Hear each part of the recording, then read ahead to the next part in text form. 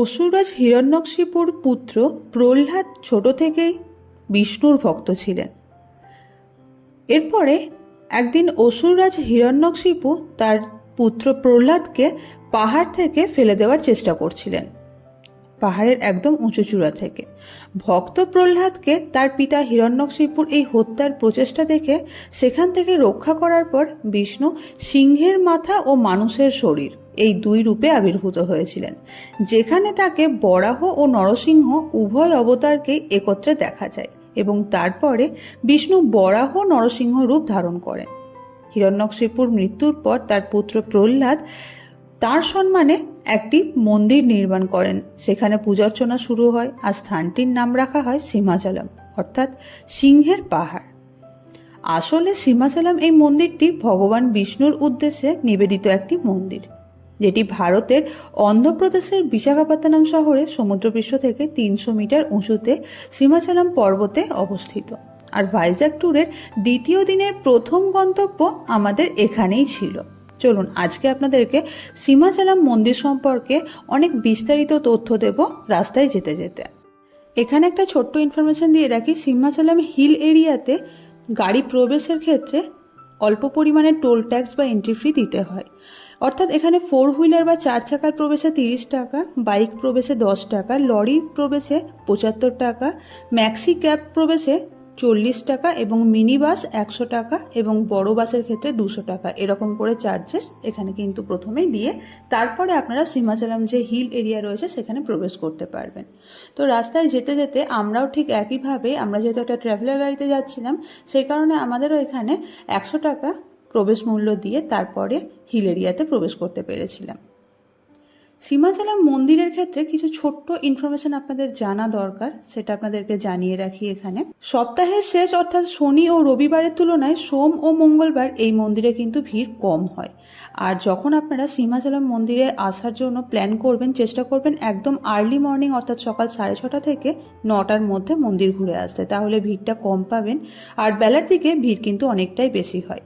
আচ্ছা, এখানে টিকিটের ক্ষেত্রে বলে রাখি 3 রকম হয়, একটা হচ্ছে ফ্রি, একটা পেড বা স্পেশাল, এই 3 রকমের হয়।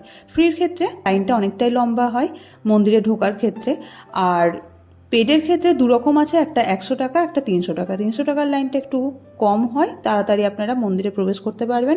যেটা 100 টাকা সেটার লাইনটা মিডিয়াম হয়। তো আর একটা ছোট্ট ইনফরমেশন দিয়ে রাখি, এই মন্দিরটা দৈনন্দিন আচার অনুষ্ঠান ও বিরতির জন্য সকাল 11:30 থেকে 12:15 পর্যন্ত এবং দুপুর 2:30 থেকে বিকেল 3টে পর্যন্ত বন্ধ থাকে। আর ভক্তদের জন্য মন্দিরের তরফ থেকে কিছু নিয়মাবলী কিন্তু অবশ্যই পালন করতে হয়। আপনারা যদি প্ল্যান করেন সিমাচলম মন্দিরে যাওয়ার জন্য, তাহলে কাঁধ ও হাঁটু ঢাকা জামা পরতে হবে, সেটা পুরুষ ও মহিলা নির্বিশেষে। যেমন পুরুষেরা traditional dhoti, kurta, pant, shirt ইত্যাদি পরতে পারেন, সেক্ষেত্রে মহিলারা শাড়ি, সালোয়ার কামিজ এগুলো পরতে পারেন। মন্দিরের ভেতরে কিন্তু কোনো রকম মোবাইল বা ক্যামেরা প্রবেশ নিষিদ্ধ, তাই আপনাদেরকে কিছু ফটো তুলে দেখিয়ে দিলাম মন্দিরটা ঠিক কীরকম এবং মন্দিরের ভেতরে বরাহ নরসিংহ তথা শ্রী বিষ্ণুর কীরকম রূপ রয়েছে। অক্ষয় তৃতীয়ার দিন ছাড়া সারা বছরই বিষ্ণুর এই বরাহ নরসিংহের অবতারটি মূর্তিটিতে চন্দনের প্রলেপ আবৃত থাকায় আপাত দৃষ্টিতে এটিকে দেখতে অনেকটা শিবলিঙ্গের মতো মনে হয়। কলিঙ্গ স্থাপত্য শৈলীতে নির্মিত এই মন্দিরটি ঐতিহাসিক কলিঙ্গ অঞ্চলে এক অনন্য নিদর্শন হিসেবে দাঁড়িয়ে আছে। প্রথমে প্রহ্লাদ এই অঞ্চলের মন্দির স্থাপন করলেও কালের নিয়মে অবহেলার শিকার হয় ও একসময় তা ধ্বংসস্তূপে পরিণত হয় ও বরাহ নরসিংহের মূল মূর্তিটি মাটির স্তূপের নিচে ঢাকা পড়ে যায়। তবে বর্তমান মন্দিরটি ত্রয়োদশ শতাব্দীতে পূর্বগঙ্গা রাজবংশের রাজা নরসিংহদেব এক নির্মাণ করলেও 1268 খ্রিস্টাব্দে তার পুত্র ভানুদেব একের পবিত্রকরণ প্রতিষ্ঠা সম্পন্ন করেছিলেন। মন্দিরটির স্থাপত্যশৈলী চোখে পড়ার মতো। মন্দিরে ঢোকার পর থেকে চারদিকটা সত্যিই দেখার মতো। এটি কলিঙ্গ স্থাপত্যশৈলীতে নির্মিত আর তার সাথে চোল ও কাকতীয় প্রভাবপুষ্ট। মন্দিরের চত্বরে রয়েছে 16টি স্তম্ভ বা পিলার বিশিষ্ট একটা নাট্য মণ্ডপ এবং 96টি স্তম্ভ বিশিষ্ট একটি কল্যাণ মণ্ডপ বা বিবাহ মণ্ডপ। আর মন্দিরের ভিতরে কপ্পম স্তম্ভম নামে একটা স্তম্ভ রয়েছে। ভক্তদের বিশ্বাস এই স্তম্ভটিতে রোগ নিরাময়ের অসামান্য ক্ষমতা রয়েছে, আর স্তম্ভটিকে নাকি জড়িয়ে ধরলে বন্ধ্যাত্ব ও বিভিন্ন রোগ থেকে মুক্তি পাওয়া যায়। মন্দিরের দেওয়ালে প্রায় 500টিরও বেশি প্রাচীন শিলালিপি রয়েছে। বিশ্বাস করা হয় অন্ধ্রপ্রদেশের দ্বিতীয় বৃহত্তম আর দ্বিতীয় ধনী মন্দির হিসাবে এটি একটি প্রধান তীর্থস্থান। তাই এই সিমাচলম মন্দিরটিকে কিন্তু উত্তর অন্ধ্রের তিরুপতি নামেও অবহিত করা হয়ে থাকে। সিংহাচলম মন্দিরটি ঘুরে দেখা হয়ে গেলে আমরা আমাদের হোটেলে ফিরে এসে লাঞ্চ করে নিয়ে একটু রেস্ট নিয়েই ওই দুপুর 2:30 নাগাদ আবার বেরিয়ে পড়লাম আমাদের আজকের অর্থাৎ ভাইজ্যাগের দ্বিতীয় দিনের সেকেন্ড ডেস্টিনেশন ডলফিন নোজ লাইট হাউসটি ঘুরে দেখার জন্য। দেখতেই পাচ্ছেন এখন যে স্থানটায় দাঁড়িয়ে আছি এটা কিন্তু ডলফিন নোজ লাইট হাউসের পার্কিং এরিয়া। এখানে সমস্ত গাড়ি অনেকটা দূর থেকেই পার্কিং করা হয়ে থাকে। এই যে সামনে গেটটা দেখতে পাচ্ছেন এটাই লাইট হাউসে ঢোকার মেন গেট এবং ঢোকার আগে প্রথমে টিকিট কেটে নিতে হবে। এখানে ছোট্ট কিছু ইনফরমেশন আপনাদেরকে দিয়ে রাখি, এই লাইট হাউসটি কিন্তু শুধুমাত্র দুপুরবেলায় দুপুর 3টে থেকে 5টা পর্যন্ত খোলা থাকে আর প্রত্যেক বুধবার মেনটেন্যান্সের জন্য বন্ধ থাকে। এখানকার এন্ট্রি ফি 10 টাকা করে আর ফরেনারদের জন্য 25 টাকা করে। আর যেটা সব থেকে দরকারি জিনিস, ইন্ডিয়ান সিটিজেনের জন্য আধার কার্ড এবং ফরেনারদের জন্য পাসপোর্ট কিন্তু ম্যান্ডেটারি, তাই যখনই আসবেন আইডি প্রুফ হিসেবে এগুলো কিন্তু সাথে করে ক্যারি করবেন। জানেন তো, স্বাধীনতার আগে ব্রিটিশ আর্মি এই জায়গাটিকে মিলিটারি ক্যাম্প হিসেবে ব্যবহার করত। এখানে একটি হিন্দু মন্দির, চার্চ আর একটি মসজিদও আছে। সময় পেলে আপনারা কিন্তু এই জায়গাগুলো একবার ঘুরে দেখতে পারেন। এই লাইট হাউসটার একটা নিয়ম রয়েছে, সামনে জুতো খুলে তবেই লাইট হাউসটার ভিতরে প্রবেশ করতে পারবেন এবং একটা সিঁড়ি রয়েছে, সেই সিঁড়ি দিয়ে উপরে উঠতে পারবেন, যেটা কিন্তু 3টে থেকে 5টা পর্যন্ত খোলা থাকে, তারপরে কিন্তু বন্ধ হয়ে যায়। তাই আমরা তাড়াতাড়ি করে চলে এসেছিলাম। লাইট হাউসে যাওয়ার আগে বাঁ দিকের একটা ছোট্ট রাস্তা চলে গেছে, সেখানটা আপনাদেরকে দেখাচ্ছি। সেখান থেকে চারিদিকটা একবার দেখুন, চারিদিকে শুধুই নীল সুবিস্তৃত জলরাশি। এই যে সামনে দেখতে পাচ্ছেন এটাই কিন্তু ডলফিন নোজ লাইট হাউস। সামনে জুতো খুলে এবার আমরা উঠে যাব ওপরের দিকে। এবারে চলুন আস্তে আস্তে আমরা লাইট হাউসের ওপরে উঠি একসাথে গল্প করতে করতে, এবং আপনাদেরকে জানাবো dolphin nose lighthouse related বিভিন্ন ছোট ছোট ইনফরমেশন। এই ডলফিন নোজ পাহাড়টি ইয়ার্দা এবং গঙ্গাভারাম বন্দরের মধ্যবর্তী স্থানে অবস্থিত। পাহাড়টির আকৃতি অনেকটা ডলফিনের নাকের মতো হওয়ায় স্থানটির নামকরণ এরকম হয়েছে। বিশাখাপত্তনমের উল্লেখযোগ্য পর্যটন জায়গাগুলির মধ্যে এটি কিন্তু উল্লেখযোগ্য। তাই যদি আপনারা ভাইজ্যাগ আসার প্ল্যান করছেন তাহলে অবশ্যই এই লাইট হাউসটা কিন্তু ঘুরে যাবেন, দেখলে আপনার মন ভরে যাবে। আসলে এটি একটি বিশাল পাথুরের শৈলশিরা বা অন্তরীপ, যার উচ্চতা 174 মিটার আর সমুদ্রপৃষ্ঠ থেকে উচ্চতা 358 মিটার। লাইট হাউসটিতে সিঁড়ি দিয়ে উঠতে উঠতে সিঁড়ির দেওয়ালে এরকম ছোট ছোট অনেক ছবি দেওয়া ছিল এবং তার সঙ্গে বিভিন্ন ধরনের ইনফরমেশনও দেওয়া ছিল। তাই যদি আপনাদের হাতে সময় থাকে অবশ্যই এগুলো একবার করে পড়ে নেবেন। আর আমি এখানে তো ভিডিওতে আপনাদেরকে দেখিয়ে দিচ্ছি, চাইলে পজ করে এগুলো একবার দেখে নিতে পারেন।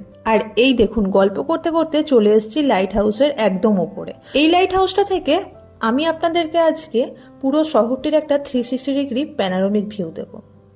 জানেন তো, এই লাইট হাউসটা পর্যটকদের কাছে অত্যন্ত আকর্ষণীয় একটি জায়গা, কারণ এই একটা জায়গা যেখান থেকে আপনারা একই সাথে ইয়ার্দা সমুদ্র সৈকত, বঙ্গোপসাগরের সুবিস্তৃত নীল জলরাশি, বন্দর এবং পুরো ভাইজ্যাগ শহরটিকে দারুণভাবে দেখতে পাবেন।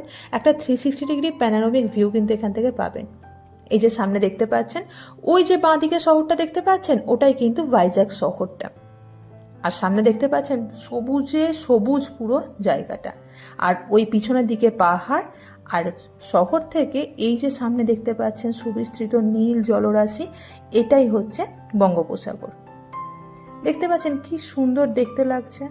আপনার মনে যত স্ট্রেস আছে এই ভিউ দেখলে সেই স্ট্রেস অটোমেটিক চলে যাবে। সমুদ্রের পাশে পাহাড়ের উপরে অবস্থিত এই লাইট হাউসে 7 মিলিয়ন ক্যান্ডেল পাওয়ারের আলো ব্যবহার করা হয়। এই যে সামনে আপনাদেরকে দেখাচ্ছি, এর ভেতরেই রয়েছে 7 মিলিয়ন ক্যান্ডেল পাওয়ারের থেকেও বেশি শক্তিশালী আলো, যেখান থেকে আলোক সংকেত 65 কিলোমিটার দূর পর্যন্ত জাহাজগুলোকে দিক নির্দেশনা করে।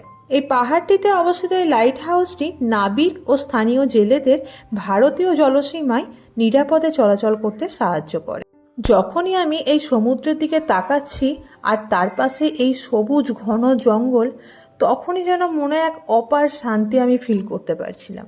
পাহাড় যেখানে সমুদ্রের সাথে এসে মেশে, তার অপরূপ সৌন্দর্য দেখতে হলে আপনাকে ভাইজ্যাগের এই বিচটাই একবার আসতেই হবে, যেখানে এবার আমাদের পরবর্তী ডেস্টিনেশন।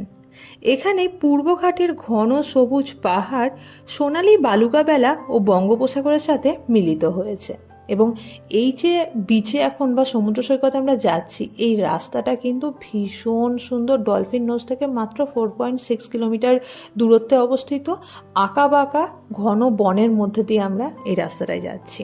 যদি আপনি একটি নির্মল শান্ত সমুদ্র সৈকতে হাঁটতে চান আর যার পিছনে সমুদ্রের গর্জন আর সামনে অপরূপ সূর্যোদয় বা সূর্যাস্ত উপভোগ করতে চান, তাহলে এই ইয়ার্দা বিচ কিন্তু একদম পারফেক্ট। পূর্বঘাট পাহাড় ও বঙ্গোপসাগরের মধ্যে অবস্থিত একটি শান্ত সমুদ্র সৈকত হলো এই ইয়ার্দা বিচ, যেটি বিশাখাপত্তনম মূল শহর থেকে প্রায় 15 কিলোমিটার দক্ষিণে অবস্থিত। এখানকার বালি সোনালী রঙের, সমুদ্রের জল ভীষণ স্বচ্ছ, আর সবথেকে বড় কথা হলো অন্যান্য সমুদ্র সৈকতের তুলনায় এই জায়গাটায় ভিড় কম হয়। আর এই রকম একটা নিরিবিলি জায়গায় ভাবুন তো, একটা পাথরের উপর বসে একদিকে পাহাড়, পিছনে সোনালি বালির সৈকত আর সামনে নীল সমুদ্রের জলরাশি গর্জন করে আছড়ে পড়ছে পাথরের ওপর। এই সুন্দর ভিউটাকে কতটা সুন্দরভাবে আপনারা এনজয় করতে পারবেন। আর যেটা সব থেকে উল্লেখযোগ্য, এই ইয়ার্দা বিচ থেকে যদি একবার আপনি সূর্যাস্ত দেখেন, তাহলে প্রকৃতির এই অত্যাশ্চর্য মায়াবী রূপের প্রেমে পড়ে যাবেন। কেন বলছি?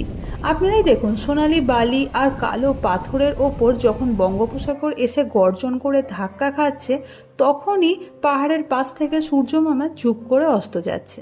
আহা, এ কি মনোরম দৃশ্য, তাই না? ইয়ার্দা বিচ থেকে আমাদের ফিরতে একটু সন্ধ্যাই হয়ে গিয়েছিল, তাই দেখতেই পাচ্ছেন রাস্তা বেশ অন্ধকার। ওই যে দূরে দেখতে পাওয়া যাচ্ছে জোনাকি পোকার মতো টিম করে আলোগুলো জ্বলছে, ওইটাই কিন্তু ভাইজ্যাকের মূল শহর, যেখানে এখন আমরা যাচ্ছি।